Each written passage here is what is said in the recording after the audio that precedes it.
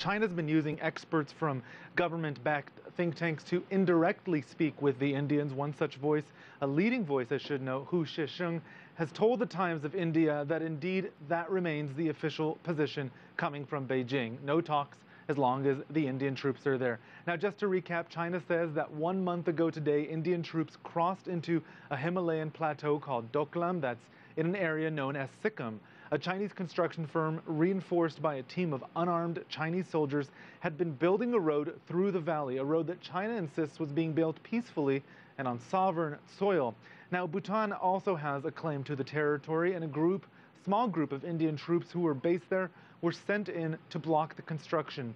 Since then, more and more troops from both China and India have arrived. We should note that the two countries share 4,000 kilometers of border, much of it unguarded. But the Chinese Foreign Ministry says this incident, what it's dubbed trespassing, is different. The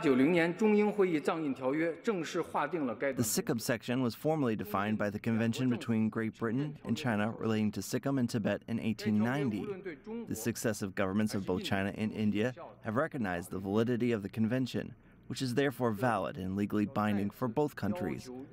Well, meanwhile, Delhi is standing its ground but insists the standoff will be resolved without any, quote, muscle flexing.